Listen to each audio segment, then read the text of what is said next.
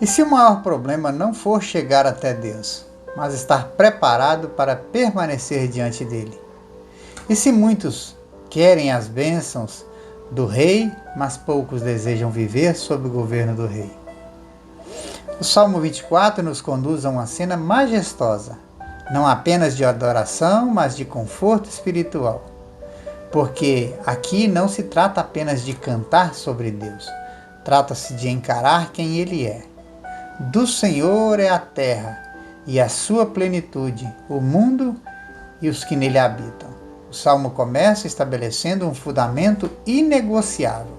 Deus é dono de tudo, não apenas o Criador, mas Senhor absoluto. Isso redefine completamente a nossa perspectiva. Nada nos pertence de forma autônoma. Tudo está sob o domínio dele. Agora pare e pense e reflita. Você tem vivido como administrador ou como proprietário daquilo que Deus te confiou? Porque reconhecer a soberania de Deus não é apenas uma confissão teológica, é uma postura de vida.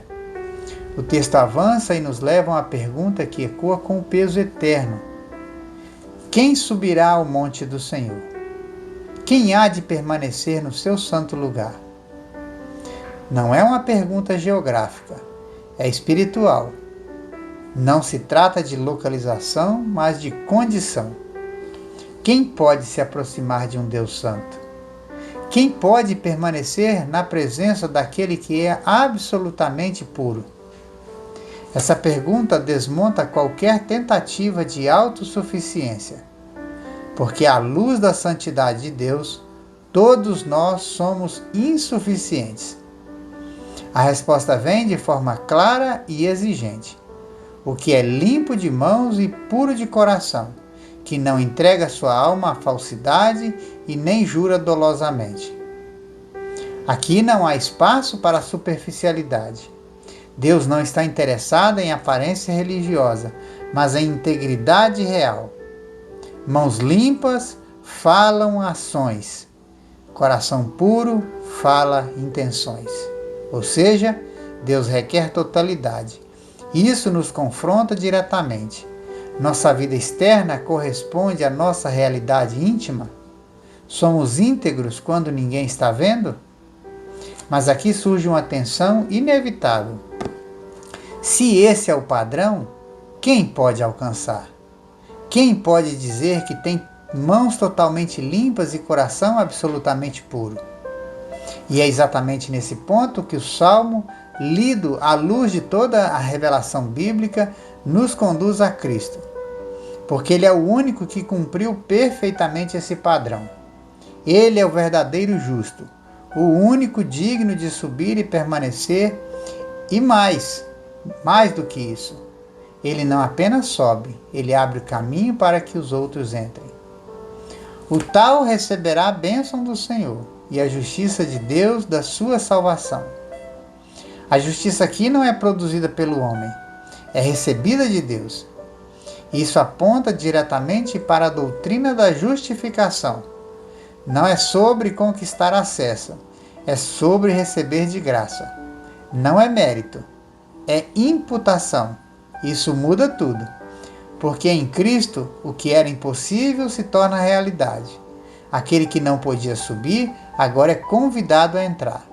E então o Salmo alcança seu clímax com uma cena grandiosa. Levantai, ó portas, as vossas cabeças. Levantai-vos, ó portas eternas, para que entre o Rei da Glória. Aqui a linguagem é de celebração, de triunfo, de realeza. Não é um rei qualquer, é o Rei da Glória, forte, poderoso, vencedor em batalha. E a pergunta ressoa: quem é esse Rei da Glória? A resposta é contundente: o Senhor dos Exércitos, Ele é o Rei da Glória. Essa imagem, quando vista à luz do Novo Testamento, aponta diretamente para Cristo. Ele é o Rei que venceu o pecado, a morte e o inferno.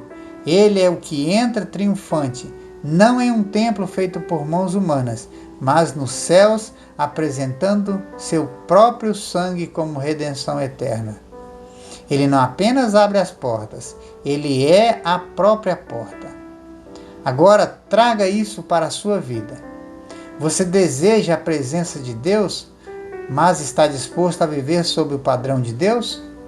Você quer entrar, mas reconhece que só pode fazê-lo por meio de Cristo? Porque não há acesso à glória sem transformação, não há comunhão sem santidade, não há salvação sem rendição. E as implicações espirituais são claras. Primeiro, Deus é soberano sobre tudo, e isso exige submissão. Segundo, sua santidade estabelece um padrão que o homem por si só não pode alcançar. Terceiro, Cristo é o único mediador que torna isso possível, o acesso à presença de Deus.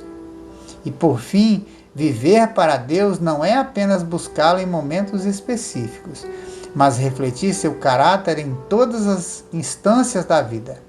Na prática, isso nos chama a uma vida de integridade. Limpe as mãos, suas ações precisam glorificar a Deus. Purifique o seu coração. As suas intenções precisam ser alinhadas com a vontade dele. Rejeite a falsidade. Viva de acordo com a verdade diante de Deus e dos homens.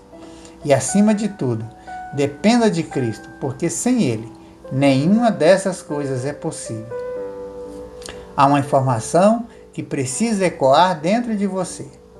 O acesso à presença de Deus não é conquistado por esforço, é concedido por graça. Mas essa graça transforma tudo. E a pergunta claramente surge: quando as portas se abrirem, você estará tentando entrar por mérito próprio ou confiando no Rei que já entrou por você? Porque no fim não se trata apenas de quem sobe, mas de quem foi levado pelo Rei da Glória. Pense nisso. Que Deus te abençoe.